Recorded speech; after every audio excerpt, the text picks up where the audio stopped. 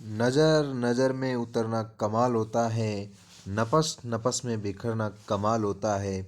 बुलंदियों पे पहुंचना कोई आसान नहीं, बुलंदियों पे ठहरना कमाल होता है।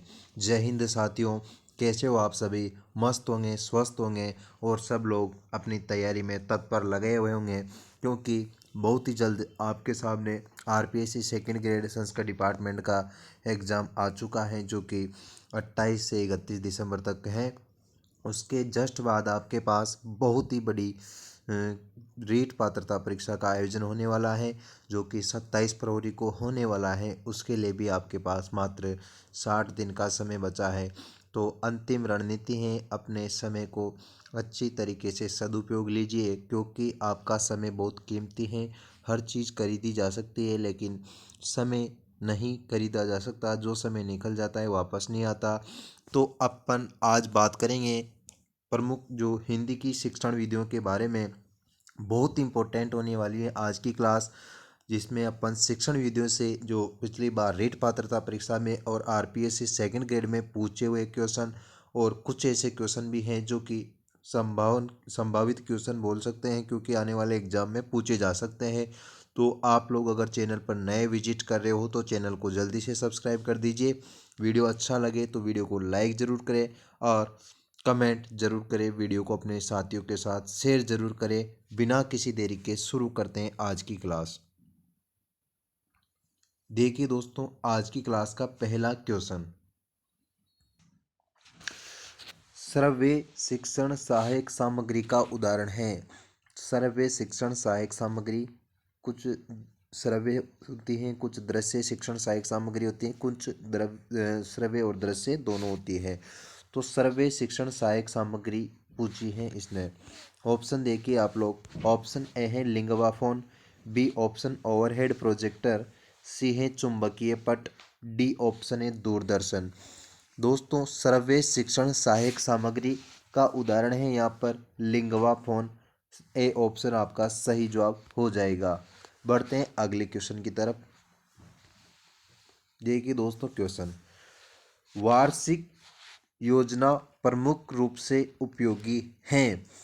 वार्षिक योजना प्रमुख रूप से उपयोगी किसके लिए है? ऑप्शन देखिए, छात्रों के लिए, अभिभावक के लिए, शिक्षक के लिए, विद्यालय के लिए। आंसर दीजिए सभी लोग कमेंट बॉक्स में। बहुत अच्छा क्वेश्चन है, स्टार लगा लेना, पूछने लायक क्वेश्चन है, रीट में पूछा गया है पिछली बार।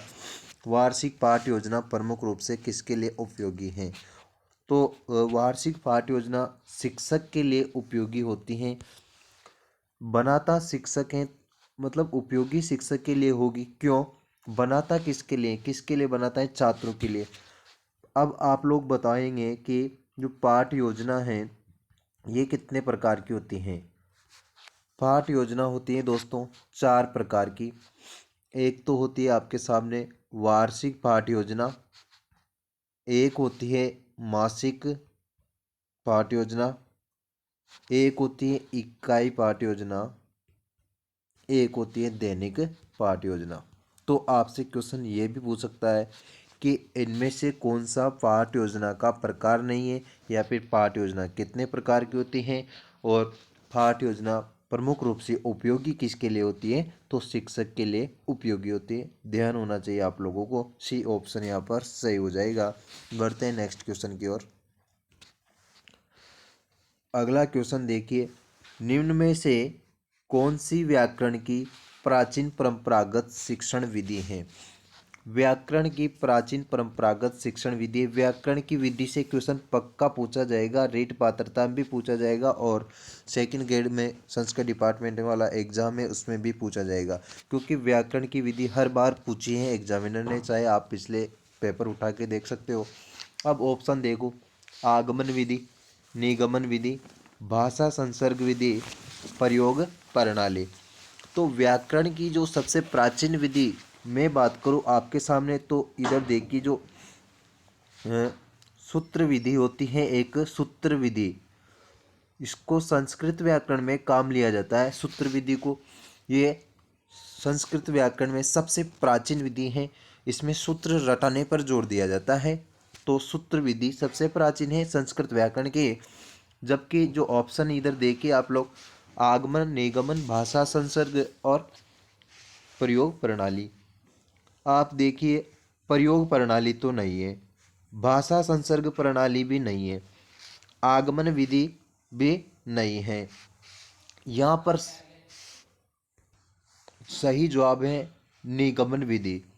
बी ऑप्शन सही जवाब है। निगमन विधि में दोस्तों, जिसे इंग्लिश में डिडक्टिव मेथड बोला जाता है, पहले तो नियम बताया जाता है, फिर नियम के बाद में उदाहरण बताया जाता है। नियम और फिर उदाहरण। और आगमन विधि में पहले उदाहरण मतलब एग्जाम्पल, फिर उसके बाद रूल्स मतलब नियम। तो निगमन विधि यही है। आप जैसे व्याकरण का कोई भी टॉपिक पढ़ाओगे, जैसे मान लो संज्ञा पढ़ा रहे हो, संधि पढ़ा रहे हो माना कि, तो संधि में बहुत सारे नियम चलते हैं। स्वर संधि के अलग नियम है, व्यंजन संधि के अलग नियम है, विसर्ग संधि के अलग नियम है। तो आप पहले विद्यार्थियों के सामने नियम ही तो प्रस्तुत करते हैं, उसके बाद एग्जाम्पल देते हैं। जैसे दीर्घ संधि होती है, उसमें होते हैं कि अ प्लस अ मिलकर आ हो जाता है। जैसे विद्या प्लस आलय, तो विद्यालय। यहाँ पर दीर्घ संधि हो जाती है। तो पहले आपने नियम बताया, फिर उदाहरण बताया, इससे व्याकरण को सीखने में विद्यार्थियों को आसानी होती है। तो सबसे प्राचीन विधि पूछी है उसने, निगमन विधि शुरू से ही यूज करते आ रहे हैं। अगला क्वेश्चन देखिए, सीसीई आरंभ किया जाता है। सीसीई कब आरंभ किया जाता है? ऑप्शन देखिए, एक वर्ष में 2 बार, बी है समय समय पर, सी है वर्ष भर में, डी ऑप्शन है एक वर्ष में 4 बार। सीसीई वर्ष भर में आरंभ किया जाता है, एक साल में तो कम से कम किया ही जाता है। अगला क्वेश्चन देखो आप लोग, ये सीसीई का ही क्वेश्चन है। क्वेश्चन पूछा जा सकता है या तो पिछला वाला या ये वाला। सीसीई का पूर्ण प्रपत्र क्या है? सीसीई की फुल फॉर्म पूछी है साथियों कुल मिला के। अब देखो आप लोग ऑप्शन, ऑप्शन देखिए, कॉम्प्रेहेंसिव एंड कंटिन्यूअस इवेल्युएशन। अगला देखिए, continuous and comprehensive evaluation. C option देखिए, चाइल्ड स्टैंडर्ड इवेल्युएशन। डी है चाइल्ड स्टैंडर्ड एजुकेशन। सीसीए जो विद्यालय में आयोजित होती है, इसकी फुल फॉर्म है दोस्तों कंटिन्यूअस एंड कॉम्प्रेहेंसिव इवेल्युएशन, जिसे आप लोग हिंदी में बोलते हो सतत व्यापक मूल्यांकन। सतत व्यापक मूल्यांकन, तो वर्ष भर में सतत व्यापक मूल्यांकन होता ही है। इससे विद्यार्थी की अप्रोच का पता कि वो कितना सीख रहा है कितना नहीं सीख रहा पता लग जाता है।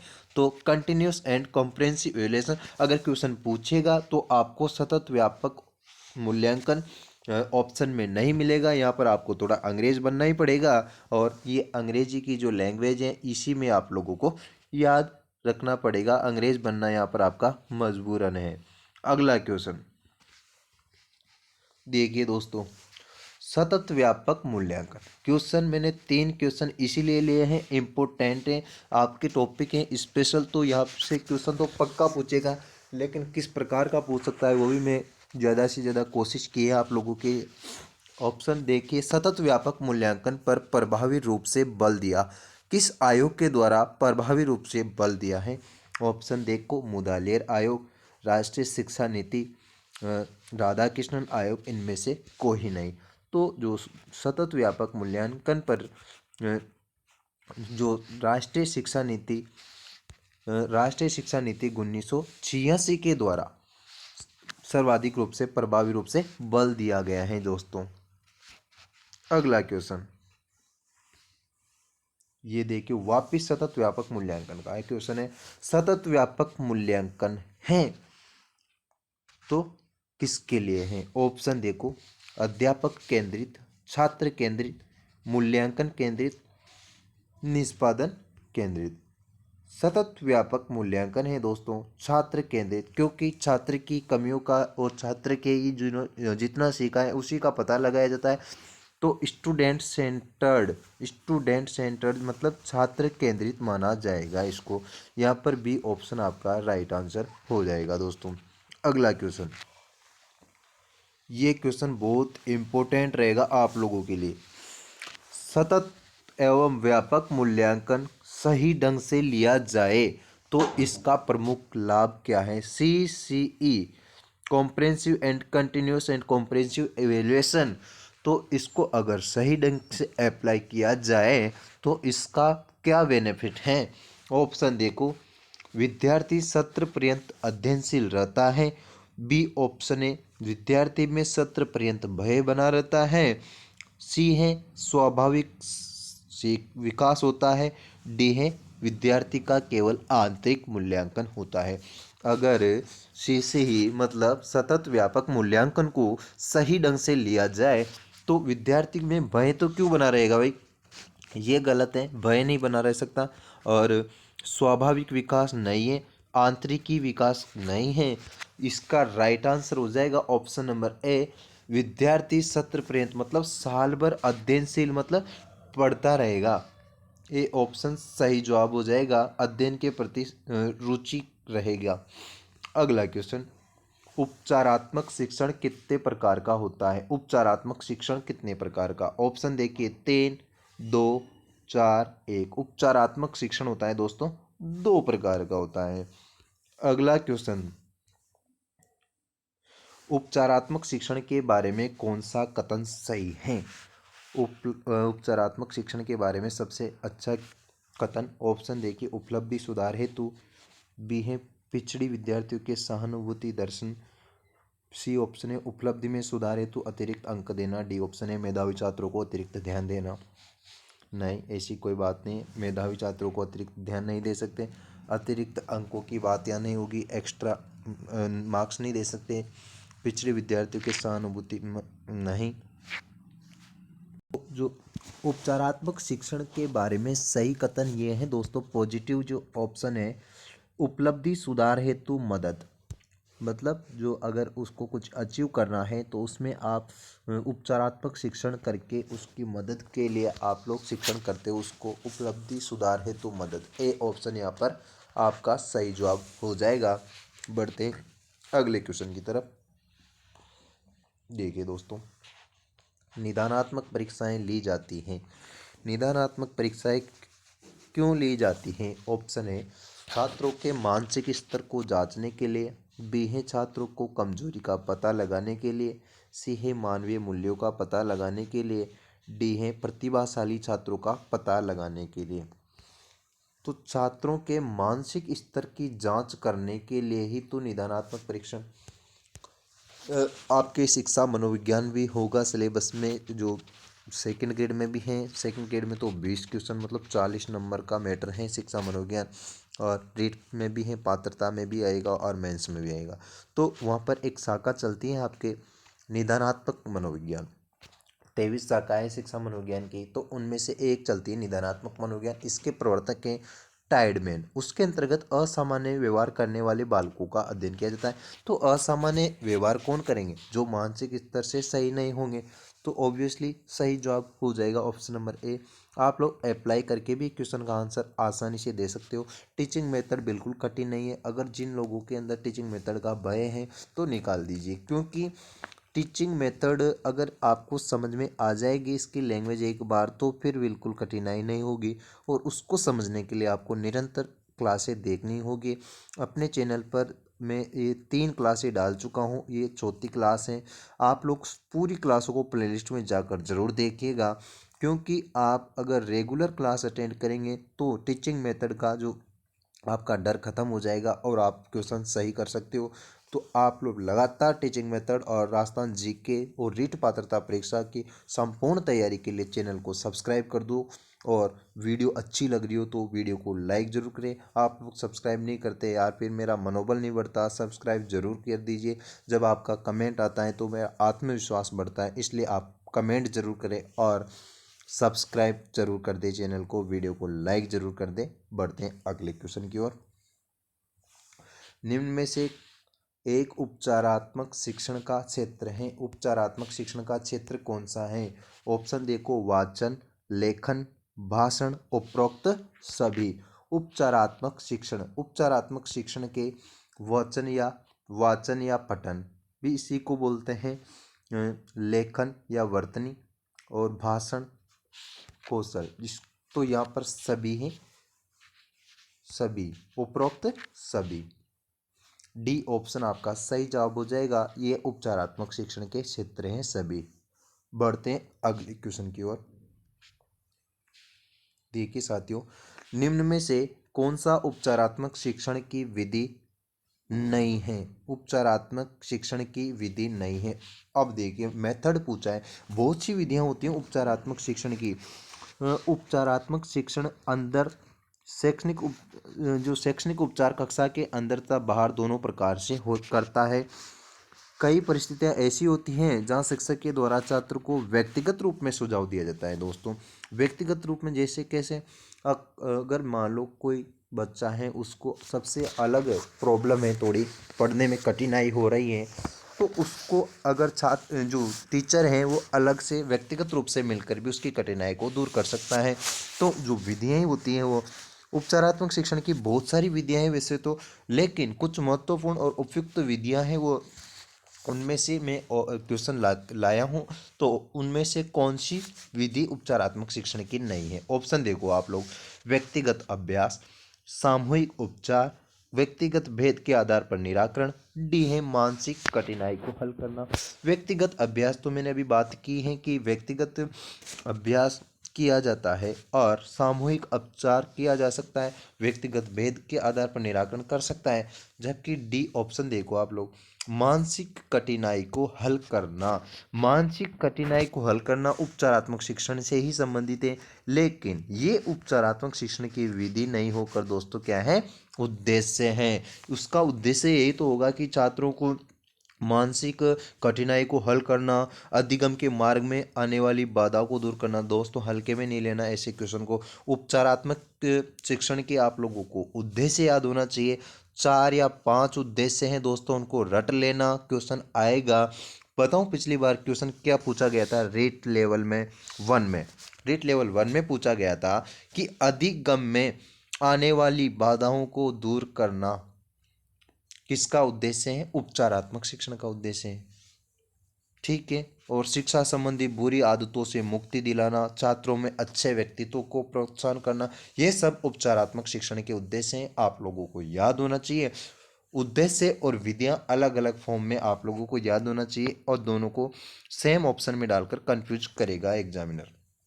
अगला देखो आप लोग, बालक का हिंदी भाषा पठन कौशलों संबंधी दोष हैं। अगर हिंदी का कोई पाठ पढ़ रहा है या लिख रहा है तो उसमें पठन कौशल संबंधी दोष बताना है। ऑप्शन देखो, वह विराम चिन्हों का ध्यान नहीं रखता, वह पढ़ते समय उचित स्वराघात का प्रयोग नहीं करता। सी ऑप्शन है, वह शब्दों या कभी कभी वाक्यांश को दोहराता है। डी ऑप्शन है उपरोक्त सभी। अगर विराम चिन्हों का प्रयोग नहीं करता तो ये भी एक दोष है। अगर वो पढ़ते समय उचित स्वराघात का बिल्कुल ये गलत है। इंग्लिश में एक टॉपिक होता है दोस्तों फोनेटिक्स नाम का, आपके हिंदी में भी चलता है फोनेटिक्स नाम का, जो उच्चारण संबंधी। इसमें छात्र आपके क्वेश्चन भी पूछा जाता है रेट मेंस में, और सेकंड ग्रेड में भी पूछा जाएगा। स्ट्रेस, अगर जहाँ पर स्वर के घात देना है, स्ट्रेस देना है, वहाँ पर आपको देना ही होगा, नहीं तो अपन उसका सही उच्चारण नहीं माना जाएगा, गलत उच्चारण माना जाएगा। जैसे आपके सामने एक शब्द बोलूँ मैं इंग्लिश का, एक्सीलेंट, एक्सीलेंट, एक्सीलेंट बोलते हैं इसको, लेकिन बिल्कुल गलत है एक्सीलेंट बोलना। इसका सही प्रोनाउंस होता है दोस्तों एक्सलेंट, एक्सलेंट। तो इस प्रकार से स्वराघात की बात कर रहा है कि स्वराघात का प्रयोग नहीं करता, तो ये भी पठन कौशल का दोष है। वो शब्दों या कभी कभी वाक्यांश को दोहराता है, रिपीट करता है, तो ये भी दोष है दोस्तों। डी ऑप्शन आपको सही जवाब हो जाएगा। तो इस प्रकार का दोष और गुणों में से भी एक क्वेश्चन पूछा जाएगा, स्टार मार्क कर लेना। अगला क्वेश्चन देखो दोस्तों, विद्यार्थियों की सीखने संबंधी कठिनाइयों को दूर करवाने वाले शिक्षक कहलाते हैं। तो जो शिक्षण आएगा यहाँ पर, जो अगर मान लो विद्यार्थियों की दूर करते हैं कठिनाइयों को, उनको क्या कहते हैं? ऑप्शन है सूक्ष्म शिक्षण, ब्लॉक शिक्षण, उपचारात्मक शिक्षण, अभ्यास शिक्षण। ये सब शिक्षण के ही प्रकार हैं लेकिन अगर विद्यार्थी की कठिनाई की बात आ रही है तो उसके लिए आएगा उपचारात्मक शिक्षण। उपचार करना, अगर डॉक्टर अपना उपचार कर रहा है तो अपने शरीर में जो प्रॉब्लम हो रही है उसी को तो दूर कर रहा है दोस्तों। तो आप लोग दैनिक जीवन से भी को रिलेट करके चीज़ों को याद कर सकते हो। उपचार करना मतलब डॉक्टर द्वारा इलाज करना। यहाँ पर कौन करेगा उपचार? शिक्षक करेगा। क्यों करेगा? क्योंकि सीखने संबंधी कठिनाई है, अपन शिक्षक के पास क्या लेने जाते हैं? सीखने के लिए। तो इस प्रकार से आप लोग याद रख सकते हो उपचारात्मक शिक्षण। सूक्ष्म शिक्षण तो जब आप लोगों ने बीएड या बीएसटीसी की होगी तो आप लोगों को कॉलेज में सूक्ष्म शिक्षण, माइक्रो टीचिंग जिसे बोलते हैं, करवाए गए हैं। अभ्यास शिक्षण, ब्लॉक शिक्षण सब शिक्षण के भाग हैं। अगला क्वेश्चन ये देखिए साथियों, क्वेश्चन शिक्षण सहायक सामग्री का गुण है। शिक्षण सहायक सामग्री कैसी होनी चाहिए? दोस्त का क्वेश्चन पीछे निकल गया, ये है गुण का क्वेश्चन। ये क्वेश्चन भी स्टार लगा लेना। अगर आप शिक्षण सहायक सामग्री लाए हो, कक्षा में लानी पड़ती है टीचिंग के दौरान, टीचिंग लर्निंग प्रोसेस का पार्ट है, तो सबसे शिक्षण सहायक सामग्री का गुण क्या होता है? ऑप्शन देखो, परिशुद्धता, प्रासंगिकता, रोचकता, उपरोक्त सभी।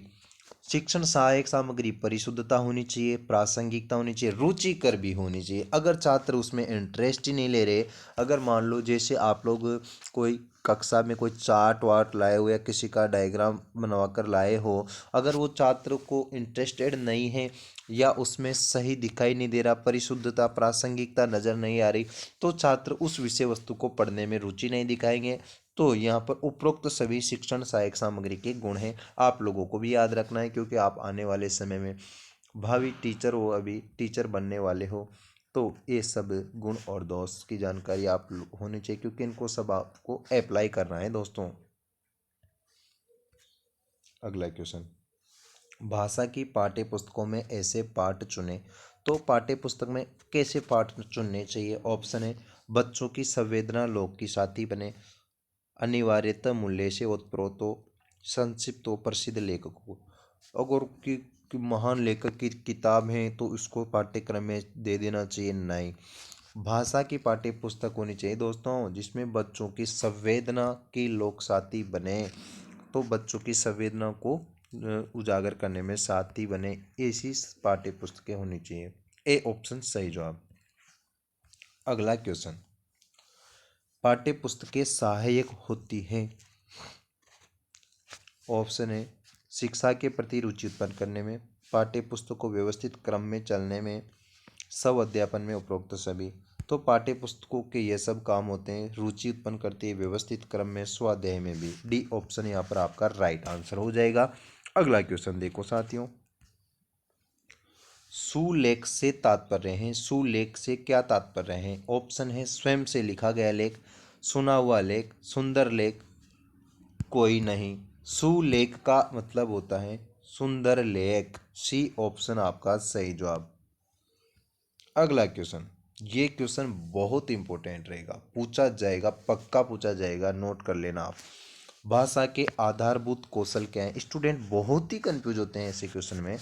आधारभूत कौशल पूछा है उसने, सुनना, बोलना, पढ़ना, समझना। बी है सुनना, बोलना, पढ़ना, लिखना। डी सी है बोलना, पढ़ना, लिखना, समझना। अब आप कहोगे सर आगे पीछे कर रखा है इसने, इनको कैसे याद रखे? अब आपके सामने आप लोगों को अंग्रेजी के 4 अक्षर याद रखने, LSRW।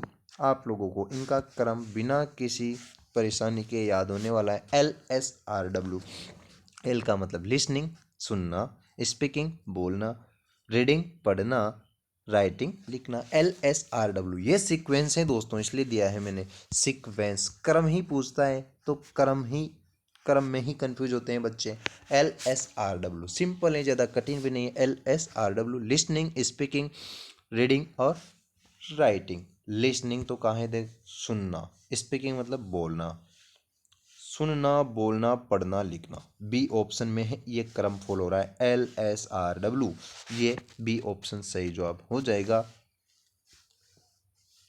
अगला क्वेश्चन, भाषा सीखने के प्रमुख चरण हैं। भाषा सीखने के प्रमुख चरण कौन कौन से हैं? ऑप्शन ए केवल पढ़ना, केवल लिखना, केवल समझना, उपरोक्त सभी। ये सभी भाषा सीखने के प्रमुख चरण ही तो हैं दोस्तों। तो इसका सही जवाब हो जाएगा ऑप्शन नंबर डी, उपरोक्त सभी। क्लास अच्छी लगी हो तो क्लास को लाइक करो, आप चैनल पर नए हो तो चैनल को सब्सक्राइब करके जाइए और अपने साथियों के साथ भी वीडियो को शेयर कीजिए। Thank you.